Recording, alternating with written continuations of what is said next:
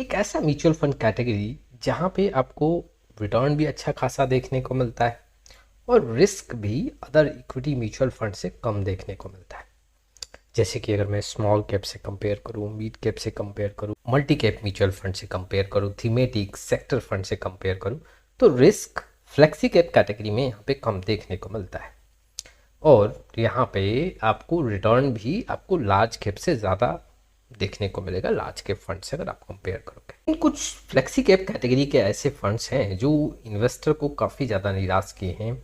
जी हाँ, ऐसे फंड्स में पैसा कम बनता हुआ देखने को मिल रहा है। आखिर क्या स्कोर है, कौन कौन से फंड्स हैं जिसमें काफ़ी कमज़ोर स्थिति बनता हुआ देखने को मिल रहा है। और देखो, जो मैं आज आपके सामने 3 से 4 फंड रखूँगा फ्लेक्सी कैप कैटेगरी का जो काफ़ी कमज़ोर है, उसमें से एक ऐसा फंड है जो काफ़ी बड़े एएमसी का है। जी हाँ, चलिए शुरुआत करते हैं। लेकिन आप में से बहुत ऐसे इन्वेस्टर हैं जिनको पोर्टफोलियो रिव्यू और डिज़ाइन को लेकर प्रॉब्लम है। डिस्क्रिप्शन बॉक्स में आए डिटेल चेक करें और व्हाट्सअप नंबर के थ्रू हमारे साथ जुड़ सकते हैं। आज की डेट में अगर कोई भी म्यूचुअल फंड को आप सेलेक्ट कर रहे हो तो बहुत सारे पैरामीटर्स को आपको ध्यान देना चाहिए। उसमें से सबसे बड़ा पैरामीटर्स क्या है कि क्या वो फंड आपके बेंचमार्क के परफॉर्मेंस को बीट कर रहा है, जो भी म्यूचुअल फंड का बेंचमार्क है। क्या वो फंड कैटेगरी एवरेज के रिटर्न को बीट कर रहा है। अगर इन दोनों में से एक भी पैरामीटर को वो जी हाँ कंप्लीट कर रहा है, इट मीन्स कि हम उस फंड के साथ कंटिन्यू कर सकते हैं। तो सबसे जो फर्स्ट नाम है, जी हाँ, सबसे कमजोर फ्लेक्सी कैप का आंकड़ा अगर मैं देखूं तो श्रीराम फ्लेक्सी कैप फंड का आंकड़ा देखने को मिल रहा है। हालांकि बहुत बड़ा एयूएम नहीं है इस म्यूचुअल फंड का, करीबन 140-150 करोड़ का टोटल एयूएम है। लेकिन अगर फिर भी देखोगे तो यहाँ पे इन्वेस्टमेंट का ऑप्शन अवेलेबल है और अगर रिटर्न का आंकड़ा देखोगे तो काफ़ी कमज़ोर स्थिति देखने को मिला है। ऐसा लग रहा है जैसे कि लार्ज कैप से भी कम पैसा बना है। अगर लार्ज कैप म्यूचुअल फंड का रिटर्न देखोगे तो उसका बेहतर रिटर्न इससे देखने को मिलेगा। जैसे कि अगर आप देखोगे Shriram flexi cap mutual fund का रिटर्न पिछले 5 साल में इस म्यूचुअल फंड ने 16 से 17% का रिटर्न दिया है। कैटेगरी एवरेज में 21 से 22% का रिटर्न है। सिंस इंसेप्शन का आंकड़ा देखें तो 12 से 13% का रिटर्न है, जबकि कैटेगरी एवरेज में 16 से 17% का रिटर्न है। अगर मैं 3 साल का आंकड़ा देखूं तो 3 साल में 12 से 13%, 2 साल में भी 12 से 13% और 1 साल में 10 से 11% का नेगेटिव रिटर्न देखने को मिल रहा है। और इस किसी भी ड्यूरेशन में, चाहे आप 1 साल का आंकड़ा देख लो, 2 साल का आंकड़ा देख लो, 3 साल का आंकड़ा देख लो, 5 साल सिंस इंसेप्शन, अपनी कैटेगरी एवरेज को ये पछाड़ा नहीं है। और अगर रैंक की बात करूं तो आप रैंक देख सकते हो, कभी भी ये म्यूचुअल फंड यहाँ पे 25 के अंदर रैंक शो नहीं कर रहा है। अगर आप देखोगे तो सिंस इंसेप्शन में 39 फंड में से 34 नंबर पे है। वैसे ही अगर आप 1 साल का आंकड़ा देखोगे तो 39 फंड में से 38वें नंबर पे ये म्यूचुअल फंड है।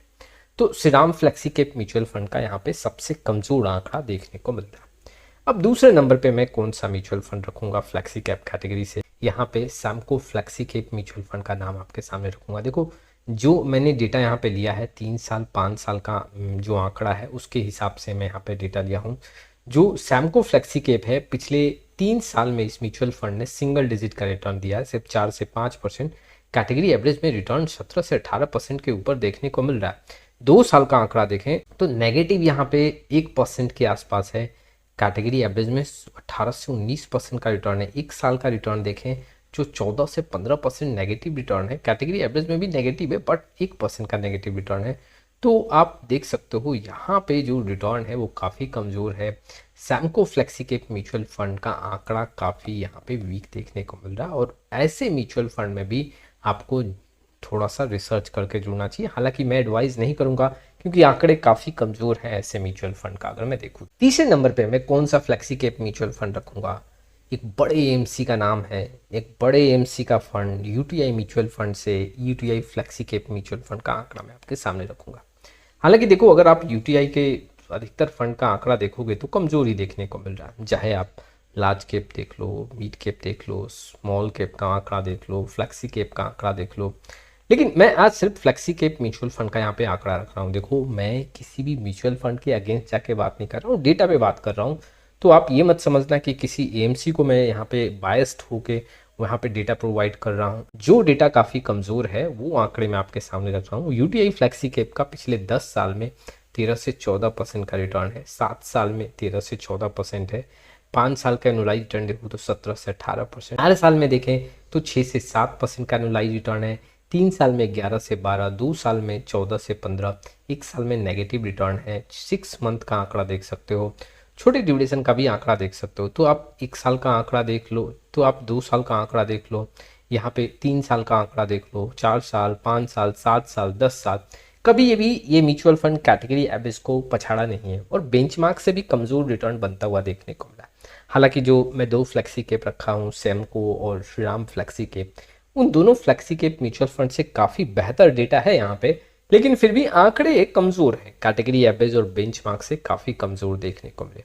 और किसी साल अगर मान लो बेंचमार्क को या कैटेगरी एवरेज को पछाड़ता भी तो हम कह सकते थे कि हाँ चलो ठीक है, लेकिन फिर भी आंकड़े काफी कमजोर हैं और एयूएम भी काफी बड़ा है इस म्यूचुअल फंड। अगले म्यूचुअल फंड की बात करता हूँ फ्लेक्सी कैप कैटेगरी से।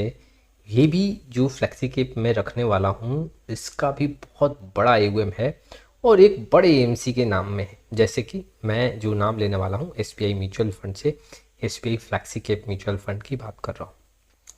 इस म्यूचुअल फंड का भी एयूएम काफ़ी बड़ा है। हालांकि श्रीराम और सैमको का अगर एयूएम देखोगे तो काफ़ी कम है, बट अगर यूटीआई और एसबीआई का अगर आप एयूएम देखोगे तो काफ़ी बड़ा एयूएम है। इट मीन्स कि इन्वेस्टर काफ़ी ज़्यादा यहाँ पे पैसा लगा के बैठ। देखो अगर इस म्यूचुअल फंड का रिटर्न देखोगे तो 10 साल में 14 से 15% का रिटर्न है, 7 साल में 14% के आसपास, 5 साल में 19 से 20%, 4 साल में 10 से 11, 3 साल में 13 से 14, 2 साल में 13 से 14, 1 साल में नेगेटिव रिटर्न है। तो इस 1 साल, 2 साल, 3 साल, 4 साल, 5 साल, 7 साल और 10 साल के ड्यूरेशन में ये जो म्यूचुअल फंड है ये कैटेगरी एवरेज को पछाड़ नहीं पा रहा और बेंचमार्क को भी नहीं पछाड़ पा रहा। ये दोनों पॉइंट के बेसिस पे अगर हम देखें तो कमजोर स्थिति बना हुआ है। हालांकि देखो मैं ऐसा नहीं बोल रहा हूँ कि आपके पोर्टफोलियो में ये फंड है और किसी और रिक्वायरमेंट के अकॉर्डिंग आपने इसको रखा है तो ये गलत है, बट अगर मैं इस कैटेगरी में देखूं तो ये चौथे नंबर पे सबसे कमजोर स्थिति शो कर रहा है। इट मीन्स कि फ्लेक्सी कैप कैटेगरी में SBI flexi cap mutual fund का भी डेटा काफ़ी वीक देखने को मिल रहा है। हालांकि देखो अगर मैं 5 साल का आंकड़ा देखूं या फिर मैं आंकड़ा अगर मैं यहाँ पे 10 साल का देखूं तो काफ़ी कैटेगरी एवरेज के आसपास का आंकड़ा है, लेकिन फिर भी अगर आप देखोगे तो 1 साल से लेके 10 साल के ड्यूरेशन के बीच में कभी भी इस म्यूचुअल फंड ने कैटेगरी एवरेज को नहीं पछाड़ा है। तो ये 4 जो फ्लेक्सी कैप म्यूचुअल फंड थे ये काफ़ी कमज़ोर देखने को मिल रहे हैं डेटा के मामले में। अब इन्वेस्टर को मैं पहले ही बता देता हूँ कि आपका जो फंड है, अगर आप किसी फंड को सेलेक्ट कर रहे हो तो उसका रिक्वायरमेंट कुछ हो सकता है कि हाँ आप इसको as a large cap consider कर रहे हो, लेकिन अगर कैटेगरी वाइज देखें तो ये अभी काफ़ी कमज़ोर डेटा के साथ दिख रहे हैं। हमको और श्रीराम के लिए तो मैं यहाँ पे एकदम एडवाइस नहीं करूँगा, लेकिन यूटीआई और एसबीआई के लिए आपको थोड़ा रिसर्च करना चाहिए। पोर्टफोलियो का अगर रिक्वायरमेंट है तो आपको ये देखना है कि एग्जैक्टली कितना % का रिटर्न का रिक्वायरमेंट है, क्या ये फंड हमारे पोर्टफोलियो के लिए सुटेबल होगा या नहीं होगा। लेकिन जो बेसिक पैरामीटर है उसमें ये अभी फिट नहीं बैठते हैं। आपका क्या राय इस वीडियो को लेके कमेंट बॉक्स में जरूर आए। फिर मिलेंगे एक नए वीडियो के साथ, तब तक के लिए जय हिंद जय भारत।